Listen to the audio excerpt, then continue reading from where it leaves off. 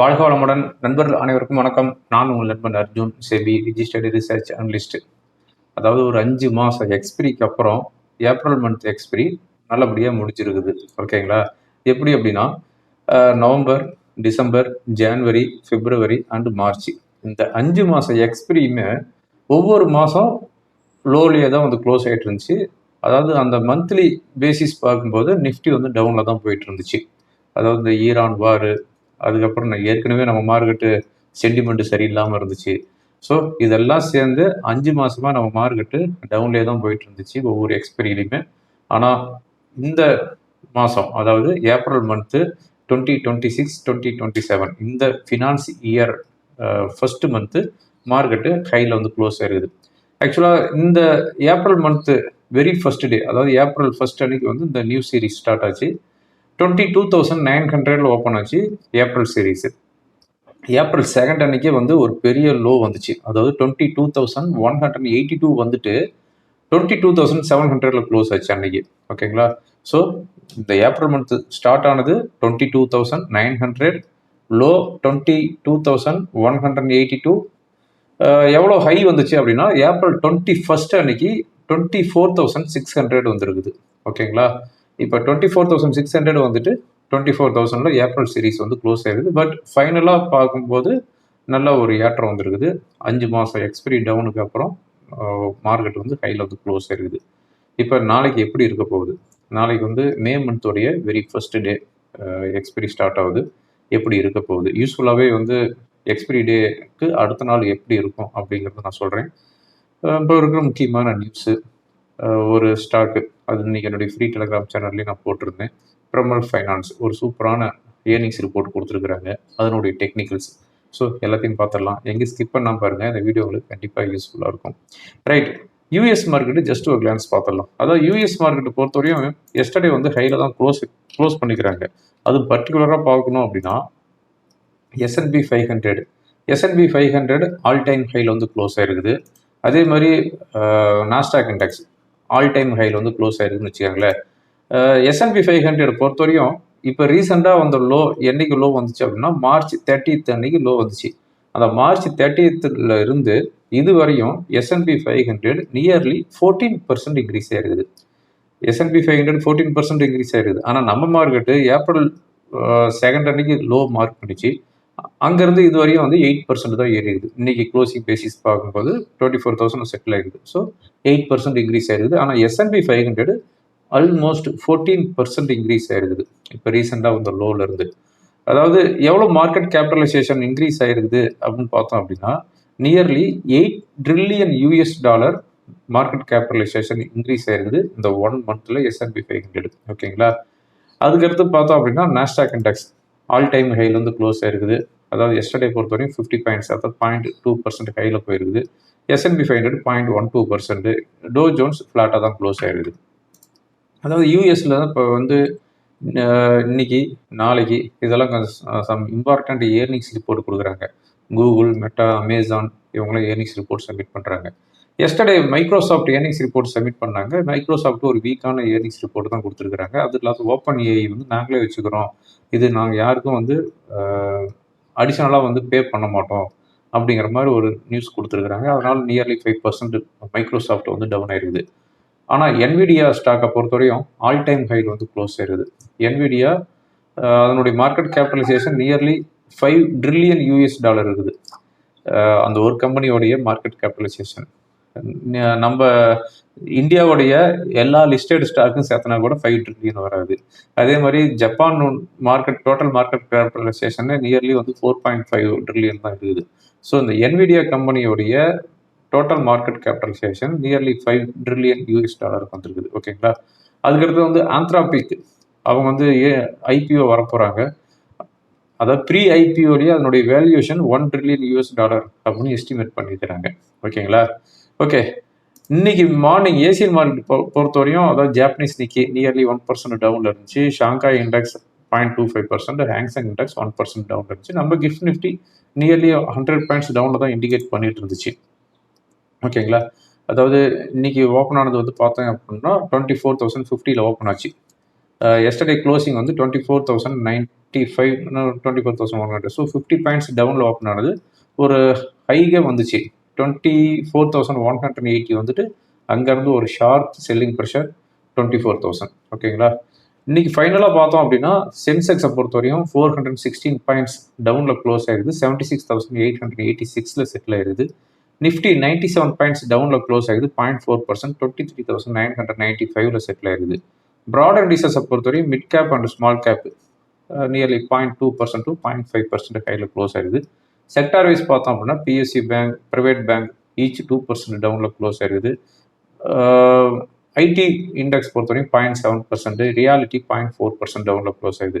இன்னைக்கு அவுட் பர்ஃபார்மில் இருந்த செக்டார் என்னன்னு பார்த்தோம் அப்படின்னா எனர்ஜி இண்டெக்ஸ் நியர்லி 1.2% ஹையில் க்ளோஸ் ஆகுது. Oil and gas 1.5% and metal 0.5% ஹையில் போயிருக்குது. ருப்பி பொறுத்தவரையும் 94.54 வந்துருக்குது. இன்னும் நாளைக்கு வந்து ஆல் டைம் லோ வந்து ஹிட் பண்ணிவிடும். 95.2ன்னு நினைக்கிறேன் ஆல் டைம் லோ. இப்போ 95.2க்கு வந்துட்டு இப்போ ஒரு நல்ல ஒரு அப்ரிஷியேட் ஆச்சு. 92.5 அரௌண்ட் வந்துச்சு. இப்போ மறுபடியும் 94.5 வந்துருச்சு. ஓகேங்களா. இன்னும் 75 பைசா டிப்ரிஷியேட் ஆச்சு அப்படின்னா ஆல் டைம் லோ வந்துடும் ருப்பி பொறுத்தவரையும். இதுதான் இப்போ இருக்கிற post market report. Ministry of oil and petroleum என்ன சொல்லியிருக்கிறாங்கன்னா, நாங்கள் வந்து பெட்ரோல் ப்ரைஸு, டீசல் ப்ரைஸ் எதையும் இன்க்ரீஸ் பண்ண மாட்டோம் அப்படின்னு சொல்லிட்டு இருக்கிறாங்க. ஓகேங்களா. ஆக்சுவலாக இன்றைக்கி தான் வந்து வெஸ்ட் பெங்காலில் லாஸ்ட் போல் எலெக்ஷன் முடியுது. இன்னைக்கு ஈவினிங் ரைஸ் பண்ணுவாங்க அப்படின்றத எல்லாமே எதிர்பார்த்துட்டு இருந்தோம். ஆனால் இப்போ வந்து அந்த சம்மந்தப்பட்ட மினிஸ்ட்ரி ஒரு மெசேஜ் கொடுத்துருக்குறாங்க. நாங்கள் வந்து பெட்ரோல் ப்ரைஸ், டீசல் ப்ரைஸ் வந்து இன்க்ரீஸ் பண்ண மாட்டோம்னு சொல்லிக்கிறாங்க. ஒருவேளை எலெக்ஷன் கவுண்டிங் அதுக்கப்புறம் கொடுக்குறாங்களா என்னங்கிறது தெரியல. ஓகேங்களா. ஓகே, பார்க்கலாம். எதுக்காக சொல்கிறேன் அப்படின்னா, கிட்டத்தட்ட மோர் தென் 1.5 years ஆர் 2 years ஆகுது பெட்ரோல் அண்ட் டீசல் ப்ரைஸ் வந்து இன்க்ரீஸ் பண்ணி. அதுக்கப்புறம் வந்து குரூட் வந்து நியர்லி $65 கூட வந்துச்சு.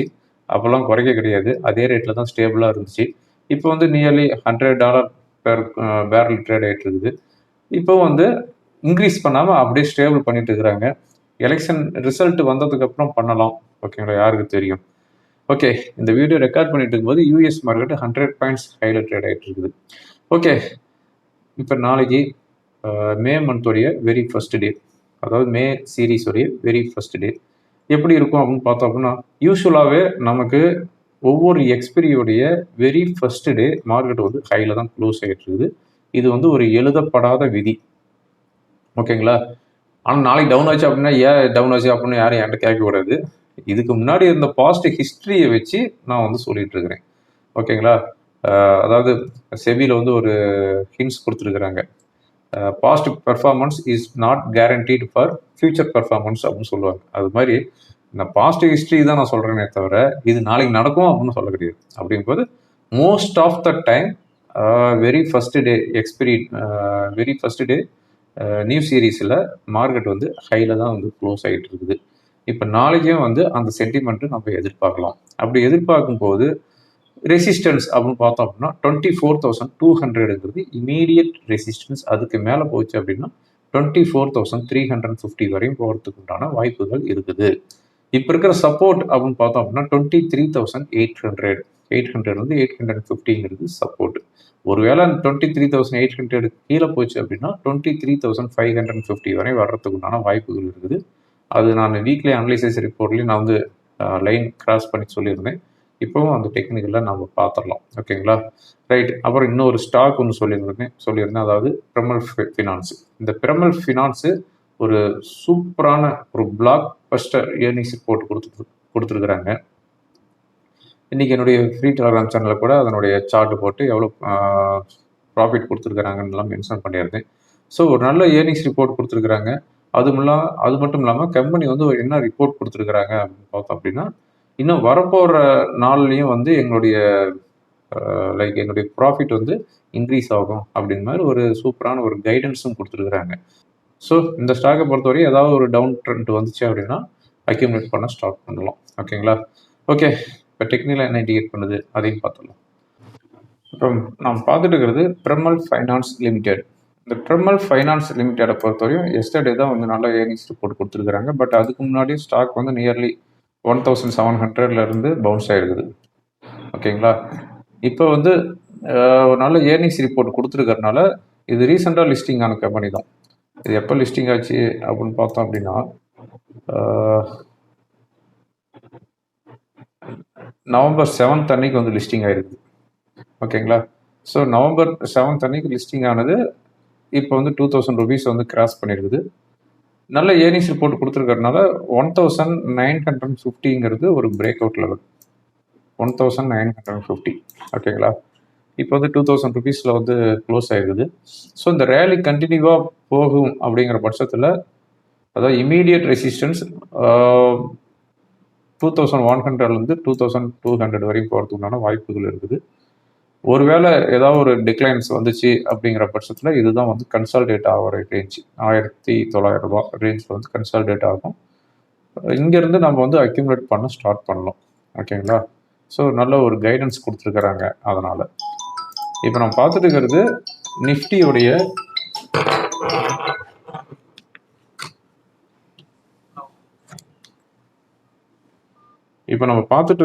நிஃப்டியோடைய டே கேண்டில் பார்த்துட்டு இருக்கிறோம்.